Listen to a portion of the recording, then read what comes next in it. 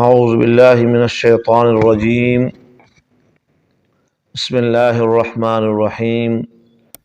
انا انزلناہ فی لیلۃ مبارکۃ انا کنا منذرین فیہا یفرق کل امر حکیم۔ آمنت باللہ صدق اللہ مولانا العظیم وبلغنا رسولہ النبی الکریم الامین الرحیم۔ ان اللہ وملائکتہ یصلون علی النبی یا ایہا الذین آمنوا صلوا علیہ وسلموا تسلیما۔ اللہم صل علی سیدنا ومولانا محمد وعلی آل سیدنا ومولانا محمد وبارک وسلم وصلی علیہ۔ الصلاۃ والسلام علیک یا سیدی یا رسول اللہ وعلی آلک واصحابک یا سیدی یا حبیب اللہ۔ الصلاۃ والسلام علیک یا سیدی یا خاتم النبیین وعلی آلک واصحابک یا سیدی یا جد الحسن والحسین۔ بخدا خدا کا یہی ہے در، نہیں کوئی اور مفر مقر، جو وہاں سے ہو یہاں آ کے ہو، جو یہاں نہیں تو وہاں نہیں۔ اللہ رب ذوالجلال کی بارگاہ میں حمد و ثنا اور پیارے محبوب علیہ الصلوۃ والسلام کے دربار گہربار میں ہدیہ درود و سلام کا نذرانہ پیش کرنے کے بعد، عزیز ساتھیو، آج شب بارات، یہ رات ایسی ہے، اس رات کو بھی رب تعالی کے ہاں لوگوں کے اعمال، لوگوں کے حوالے سے رزق، عمر اور باقی ساری چیزوں کو لکھا جاتا ہے، حتیٰ کہ موت کو بھی لکھا جاتا ہے۔ اور یہ رات بڑی اہمیت کے حامل ہے، اس لیے ایک مومن انسان کو اس رات کے آنے کا انتظار ہونا چاہیے اور اسے اہمیت بھی دینی چاہیے، کیونکہ آنے والے سال کا سارا جو ہے اس کے حوالے سے کہ اسے کیا دینا ہے، کیا لینا ہے، تو اس لیے وہ اس رات کو اہمیت بھی دے اور اس رات کو رب تعالیٰ کی رضا کے مطابق گزارے بھی صحیح۔ ویسے تو بہت فضیلتیں ہیں، لیکن اما عائشہ صدیقہ طاہرہ رضی اللہ تعالیٰ عنہا فرماتی ہے کہ نبی پاک علیہ الصلوۃ والسلام ایک رات آئے اور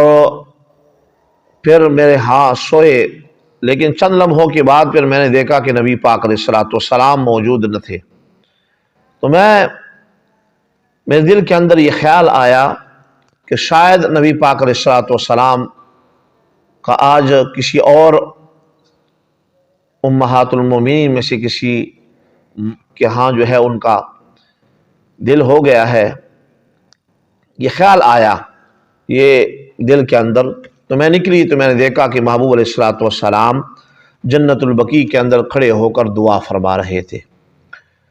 میں بھی گئی تو محبوب علیہ الصلوۃ والسلام نے فرمایا کہ اے عائشہ،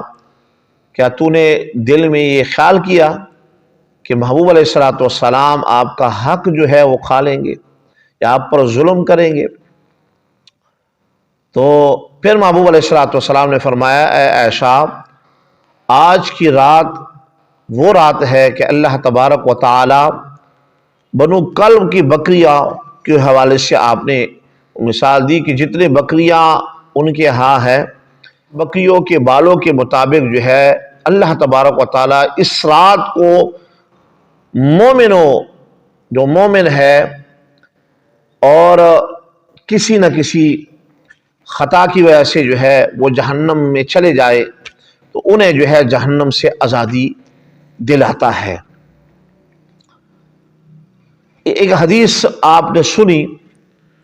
باقی بھی بڑے حدیثیں ہیں اور فضیلتیں آئی ہیں، یہ ہے صرف ماننے والوں کے لیے میں نے یہ بیان کی، جو نہ مانے ان کو ان کے ہاں سامنے اگر دفتر بھی آپ لگا دیں گے تو وہ نہیں مانیں گے، جیسے ان کا وتیرہ ہے۔ دوسری بات، یہاں ایک بات غور کی ہے کہ محبوب علیہ الصلوۃ والسلام دل کی باتوں کو بھی جانتے ہیں،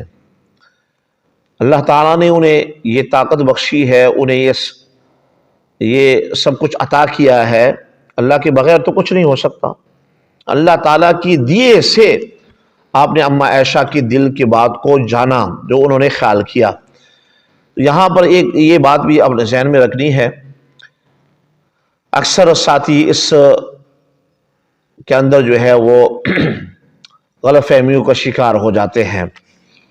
اور کچھ تو جان بوجھ کر ایسی حرکتیں کرتے ہیں۔ ہماری گفتگو ان سے نہیں ہے۔ اب اس رات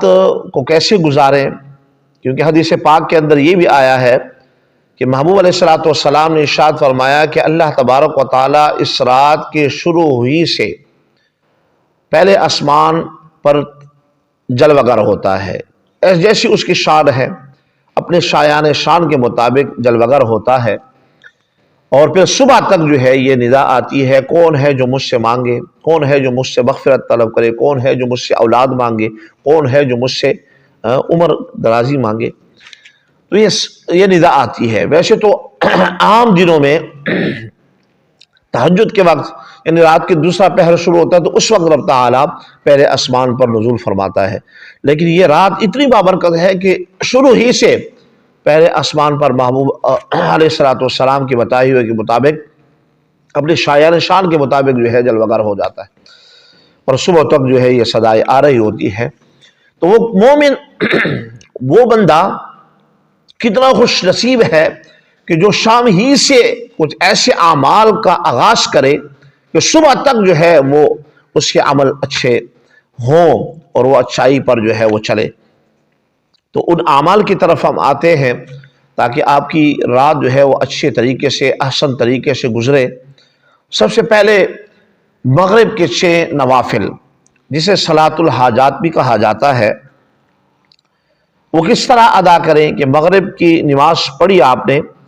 اس کے بعد آپ نے 2 رکعات کر کے اس کو ادا کرنا ہے۔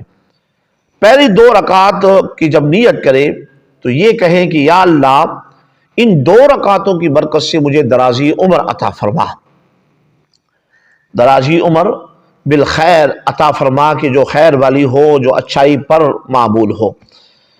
اس کے بعد دوسری 2 رکعتوں میں یہ نیت کرے کہ یا اللہ ان 2 رکعتوں کی برکت سے بلاؤں سے میری حفاظت فرما، اور تیسری 2 رکعتوں میں یہ نیت کرے کہ یا اللہ ان 2 رکعتوں کی برکت کی وجہ سے مجھے اپنے سوا کسی کا محتاج نہ بنا۔ اب اس طرح جو ہے اس کو ادا کرے، اور یہ بھی لکھا گیا ہے کہ جب 2 رکعت ادا کرے تو ان میں پہلی رکعت میں سورہ فاتحہ، 3 مرتبہ سورہ اخلاص، اسی طرح دوسری رکعت میں بھی ایسا ہی کرے۔ اگر یہ نہیں بھی کریں کہ سورہ اخلاص 1 مرتبہ بھی پڑھ لیں گے تو کوئی نہیں ہے، لیکن بہتر یہ کہا گیا ہے۔ اور ہر 2 رکعت جب پڑھیں اس کے بعد بیٹھ کر جو ہے وہ آپ سورہ اخلاص 21 مرتبہ پڑھیں، یا پھر صرف سورہ یاسین پڑھیں، یا دونوں کو ملا کر پڑھیں گے تو اور جو ہے اس کی فضیلت کے حوالے سے کہا گیا ہے کہ بہت ہی اس کی فضیلت ہوگی، کیونکہ دونوں مل جائیں گے۔ اب جب اس طریقے سے آپ 2 رکعت کے بعد 21 مرتبہ سورہ اخلاص، سورہ یاسین ہر 2 رکعت کے بعد پڑھیں، اور جب یہ مکمل ہو جائے تو اس کے بعد جو ہے پھر دعائے نصف شعبان وہ پڑھیں، دعائے نصف شعبان پڑھیں اور یہ مکمل کر لیں۔ اس کے بعد اب دوسرے جو ہے اس پہ آتے ہیں، نفل ہیں، کہ جو مولا علی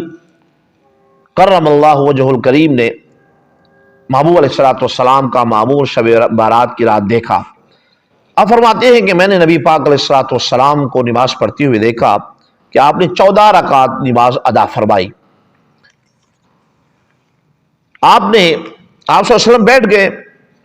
14 مرتبہ سورہ فاتحہ، 14 مرتبہ سورہ اخلاص، 14 مرتبہ سورہ فلق، 14 مرتبہ سورہ ناس، اور 1 بار آیت الکرسی پڑھی، اور آخر میں یہ 2 آیت مبارکہ لقد جاءکم رسول من انفسکم عزیز علیہ ما عنتم حریص علیکم بالمؤمنین رؤوف الرحیم فإن تولوا فقل حسبی اللہ لا الہ الا ہو علیہ توکلت وہو رب العرش العظیم۔ پارہ نمبر 11 سورہ توبہ 128 نمبر آیت ہے، یہ آپ نے پڑھی۔ مولا علی کرم اللہ وجہ الکریم فرماتے ہیں کہ جب آپ صلی اللہ علیہ وسلم فارغ ہوئے تو میں نے اس بارے میں پوچھا، تو فرمایا اے علی، جو اس طرح عمل کرے گا جو تم نے دیکھا، اس کے لیے 20 مقبول حج اور 20 سال کے مقبول روزوں کا ثواب لکھا جائے گا۔ اللہ اکبر، کتنی بڑی فضیلت ہے۔ 14 رکعتیں آپ نے ادا کی، اتنا وقت نہیں لگتا۔ اس کے بعد یہ صورتیں آپ نے پڑھی اور 2 آیتیں آخر میں پڑھی، اور پھر رب تعالیٰ کی طرف سے آپ کو اتنا جو ہے انعام عطا کیا جائے گا۔ اسی طرح آتے ہیں شب بارات میں 100 رکعت نفل کے حوالے سے، کہ جو اس سے بڑھ کر اور جو ہے بہتر طریقے سے گزارنے کی وہ کوشش کرے، تو وہ علامہ ساوی نے بھی اس کو نقل کیا ہے جلالین کے اندر۔ آپ فرماتے ہیں کہ جو 100 رکعت نوافل ادا کرے، اللہ تبارک و تعالیٰ کی طرف سے 100 فرشتے اس کی طرف بھیجے جاتے ہیں۔ 30 فرشتے اسے جنت کی بشارت، 30 فرشتے اسے عذاب سے بچائیں گے، اور 30 فرشتے اسے دنیاوی آفات سے جو ہے اسے دور رکھیں گے، اور باقی 10 فرشتے اسے شیطان کی مکر و فریب سے جو ہے وہ بچائیں گے۔ آگے علامہ ضیاء الدین درینی رحمۃ اللہ تعالی علیہ نے انہی 100 رکعتوں کے حوالے سے فرمایا کہ جو 100 رکعتیں نوافل ادا کرے گا اور ہر رکعت میں سورہ فاتحہ کے بعد 10 مرتبہ سورہ اخلاص پڑھے گا، امام حسن بصری رحمۃ اللہ تعالی علیہ فرماتے ہیں کہ میں نے 30 صحابہ کرام سے یہ حدیث سنی ہے کہ جس نے یہ نماز پڑھی، اللہ تبارک و تعالیٰ اس کی طرف 70 مرتبہ جو ہے نگاہ رحم نگاہ کرم فرماتا ہے، 70 مرتبہ اس کی طرف نظر رحمت فرماتا ہے، اور ہر نگاہ کے بدلے اس کے 70 حاجات کو پورا کیا جاتا ہے، اور ان میں سے سب سے جو کم حاجت ہے وہ ہے اس بندے کی مغفرت۔ تو دیکھیں، اس رات کو ضائع نہ کریں۔ اس رات میں ان بزرگان دین نے جو بتائے ہیں اعمال، اور محبوب علیہ الصلوۃ والسلام سے صحابہ کرام نے سنا، اما عائشہ جیسی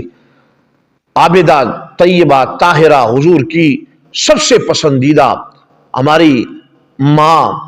اور سب سے محبت کرنے والے، حضور جس سے محبت کرتے تھے، تنہائی میں محبوب علیہ الصلوۃ والسلام نے بتایا، اور انہوں نے امت مسلمہ کو بتائے۔ اس کے بعد مولا علی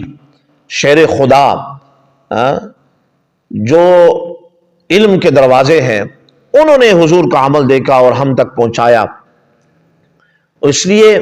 اس کو کم نہ سمجھے۔ اس کے بعد جو ہے صلاۃ التسبیح بھی آپ پڑھیں، وہ بھی جو ہے ادا کریں، اور دیگر نوافل کے اندر بھی جو ہے نوافل بھی آپ ادا کر سکتے ہیں۔ اب آتے ہیں اس چیز کی طرف کہ کچھ ایسی باتیں ہیں کہ جس شخص کے اندر پائی جائیں تو اللہ تعالیٰ کی رحمتوں سے محروم ہوتا ہے، اس رات اس کی بخشش نہیں ہوتی، تو وہ بھی ذہن میں بٹھائے۔ سب سے پہلا شخص ماں باپ کا نافرمان، کوشش کرے کہ ماں باپ کو ناراض نہ کرے، ماں باپ کو راضی رکھے۔ نمبر 2، سود خور، سود کبھی نہ کھائے۔ نمبر 3، شراب کا عادی، بدکاری پر اصرار کرنے والا، قطع رحمی کرنے والا، چغل خور، جو شخص کسی مسلمان سے ذاتی وجوہات کی بنا پر کینہ اور بغض رکھتا ہے۔ دینی بنیاد پر رکھ سکتے ہیں، دینی بنیاد پر آپ رکھ سکتے ہیں، لیکن ذاتی طور پر آپ کسی سے کینہ اور بغض نہ رکھیں۔ جو تکبر کی وجہ سے ازار لٹکائے، تکبر کی وجہ سے۔ نمبر 9، ظالمانہ ٹیکس، ظالمانہ طور پر جو ہے ٹیکس وصول کرنے والا، یہ بات بھی قابل غور ہے۔ نمبر 10، کاہن، اشاروں کی ستاروں سے جو ہے وہ چال لینے والا، فال نکالنے والا، اور لکیروں کو اور جن موکلات کے ذریعے سے لوگوں کو بتانے والا، یہ جو ہے مستقبل کی باتیں بتانے والا۔ تو یہ جو کچھ اشخاص ہیں جو میں نے آپ کے سامنے بیان کی ہیں، اگر کوئی ایسا شخص ہے تو اس کی توبہ اس رات اس کی مغفرت نہیں ہوتی، وہ سچی دل سے توبہ کرے گا اور آئندہ جو ہے ان باتوں سے جو ہے وہ اپنے آپ کو بچائے گا، تو تب جا کے اس کی خلاصی ہو سکتی ہے، وگرنہ ایسے شخص کی اس رات مغفرت نہیں ہوتی۔ تو یہ چند باتیں آپ کے سامنے میں نے اس لیے ذکر کی تاکہ جو ہے اس رات کی اہمیت کا آپ کو اندازہ ہو جائے، اور اس رات کو آپ اچھے طریقے پہ گزارنے کی کوشش کریں۔ اور یہاں ایک غلط فہمی ذہن کے اندر سے نکال لیں کہ جو شخص کہتے ہیں نا کہ انہوں نے خاص کر دیا تو خاص ہم نے نہیں کیا، خاص ہم نے نہیں کیا، خاص اللہ کے پیارے محبوب علیہ الصلوۃ والسلام نے کیا ہے، خاص صحابہ کرام نے کیا ہے، خاص تابعین نے کیا ہے، اور امت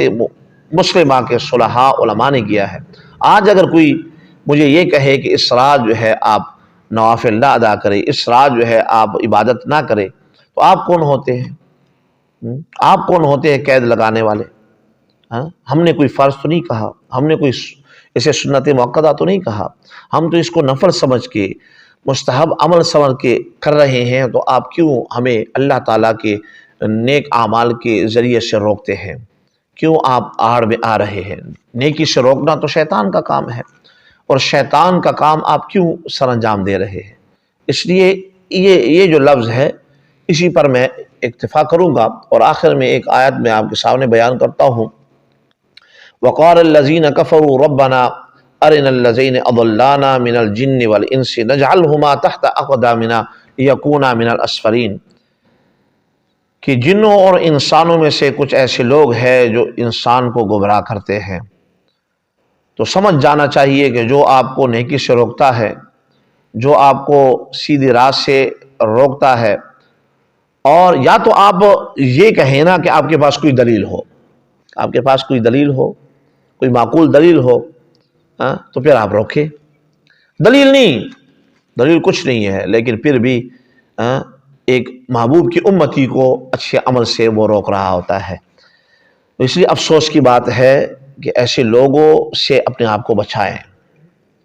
کہ جو آپ کی بھلائی نہیں چاہتے، آپ کے بھلائی میں رکاوٹ بننے کا ذریعہ وہ بن رہے ہیں۔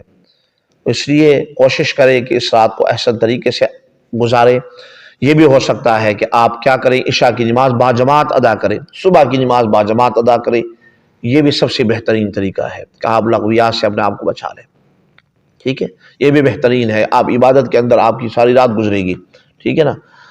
اگر آپ نہیں کر سکتے۔ اب اگر آپ نے یہ کیا کہ ساری رات عبادت کی اور صبح سو گئے، نماز فرض ادا نہ کی، تو ایسے عمل کا کوئی فائدہ نہیں، ایسے عمل کا کوئی فائدہ نہیں۔ ٹھیک ہے، فجر کی نماز با جماعت ادا کریں، زندگی میں آپ معمول بنا لیں کہ ہم نے جماعت کے ساتھ نمازیں ادا کرنی ہے، اور جو نمازیں قضا ہو گئی ہیں ان کو ادا کرنے کی کوشش کرنی ہے۔ یہ بھی ایک نیت آپ اس رات کریں، اور کوشش ہو تو قضا بھی نمازیں ادا کریں۔ ضروری نہیں ہے کہ آپ نوافل کو ہی ادا کریں، قضا کا ادا کرنا نوافل سے بہتر ہے، اعلیٰ ہے۔ اس لیے میں پھر آپ سب کے سامنے یہ عرض کرتا ہوں کہ کوشش کریں کہ اس رات کو ضائع نہ ہونے دیں، اس رات کے اندر اللہ تعالیٰ کو راضی کریں اللہ کی۔ اور پھر یہ محبوب ترین راتوں میں سے ایک رات ہے، دو راتیں ہیں جو فرشتوں کے لیے عید ہیں، ٹھیک ہے نا۔ اگر اس رات آپ فرشتوں کے ساتھ جو ہے، جس طرح فرشتے عمل میں ہر وقت مصروف رہتے ہیں، اللہ تعالیٰ کو راضی کرنے میں کوشش ان کی لگی رہتی ہے، تو اگر آپ بھی ان کے ساتھ شامل ہو جائیں گے ان کی خوشی میں، کسی کی خوشی میں شامل ہونا، آج اگر میری خوشی میں کوئی شامل ہوتا ہے تو مجھے کتنی خوشی ہوتی ہے، ٹھیک ہے، تو فرشتوں کو خوشی ہوگی تو وہ پاکیزہ ذات، پاکیزہ شخصیات، پاکیزہ جو ہے اللہ تعالیٰ کے وہ جو نورانی فرشتے ہیں، وہ آپ کے لیے بھی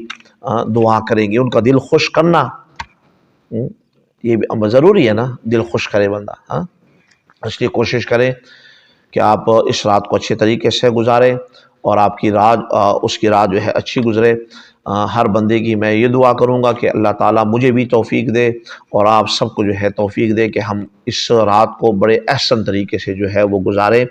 اور اللہ تعالیٰ کو راضی کریں۔ آمین۔ وآخر دعوانا ان الحمد للہ رب العالمین۔